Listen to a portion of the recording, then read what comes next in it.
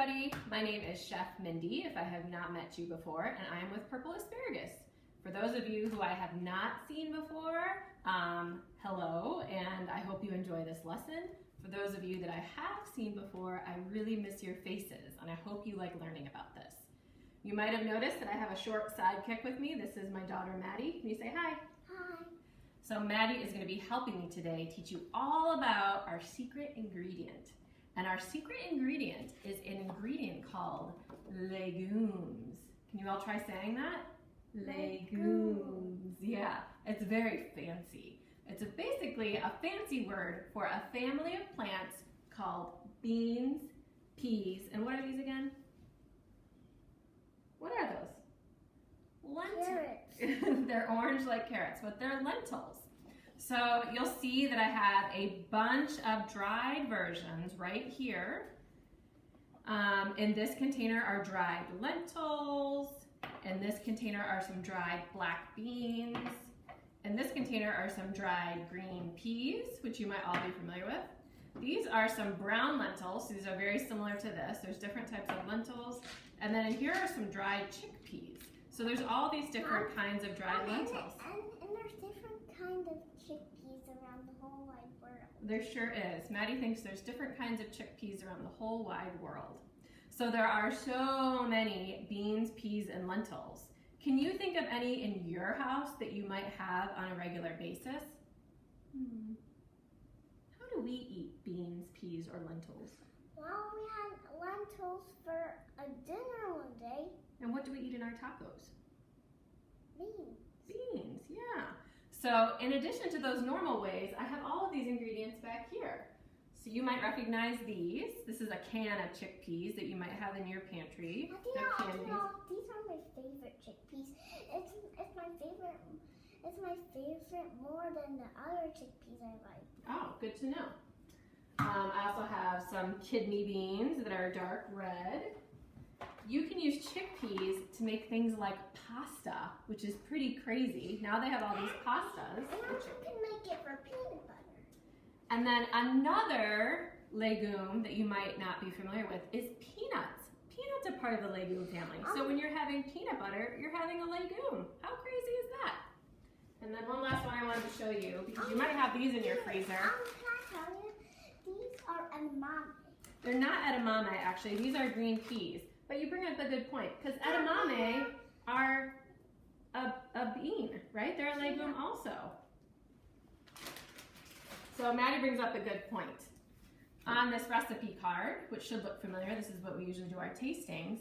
The first one we have on here is edamame, which is very popular in Asian food, but also, if anybody has ever tried soy milk before, it is made from these little green beans. Now, why are we talking so much about legumes? Well, first of all, just like I showed you, they are excellent at sitting on our shelves. So when we're all at home a lot, it's good because they just don't go bad. They last forever. The second reason we're talking about them is they are so healthy for our body. So Madi, can you hold up this one? Now for my kids, we have looked at this nutrient card a lot this year. It's the one that helps our tummies feel full and helps keep things moving through our system. Can anybody remember what this one is? It starts with a sound. This one is called fiber. Did anybody remember that? We talked about it a lot with apples and squash and so many of the ingredients that we've done. So this is one of the nutrients that beans have a ton of. Another one is this one. Madi, can you make a muscle like that person on there? Yeah, because beans have a ton of this nutrient called protein. Now you might have heard lots of people talk about protein before, but what protein is really good is helping you get so strong and do big muscles. Can everybody show me their big muscles? Oh, good job. And last, can you show them this one? We've talked about this nutrient. I think we talked about it in chocolate and maybe something else. But this nutrient helps you run really fast without getting out of breath. Oh, can you pick that up, please, my assistant? Can anybody think of that one? It helps you not get out of breath so you're not like, because it helps carry that oxygen around in your blood system. Can anybody remember what this one is called? It starts with an I. This one is called iron. and beans have a ton of it. So whenever we're eating beans, peas, or legumes, we're getting all of these great nutrients. And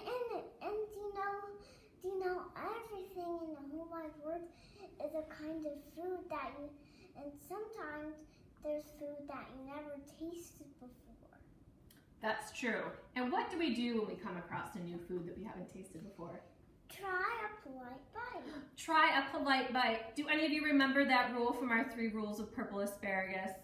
So we take a polite bite. We also have this. Does anybody remember this one? We call this quiet coyote. This is our quiet coyote. And what's the 3rd rule? Does anybody remember?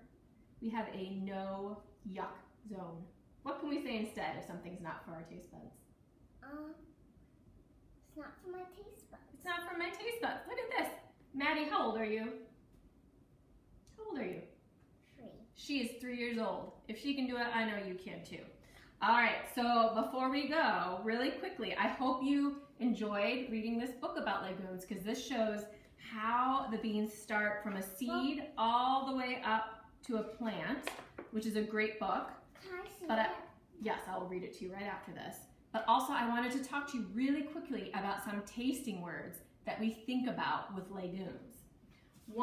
The first one I want to talk to you about is the word creamy. Can you think of anything that you've eaten that is creamy? What's something that's creamy?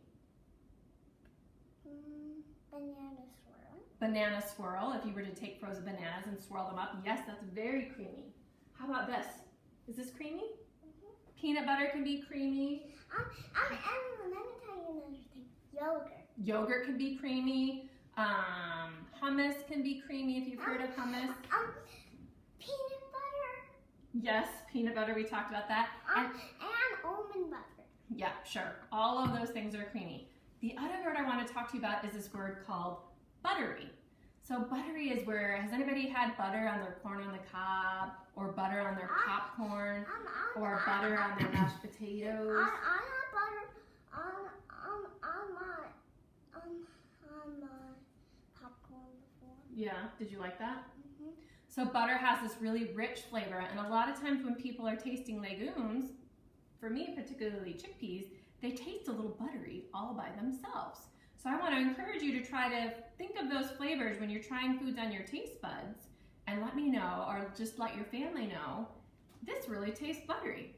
Now, can anybody think of any of the other tasting words we've used this year to describe things we've tasted for apples, or cranberries, or squash, or what do you think is a good tasting word to describe how something tastes? Sweet. Sweet. What about another one? What about what is that sound it makes when you bite into an apple? Crunchy is a good one. We had bitter. And dried cranberries. It could be dry. It could be tart. It could be sour. Lemons are sour. Lemons are sour. Good example. So there are so many tasting words. I would love to have everybody shout them out all at once. One you can think of on the count of 3. 1, 2, 3. Go. Oh, I think there were so many good tasting words there. So that is all I have to show you for now today, class.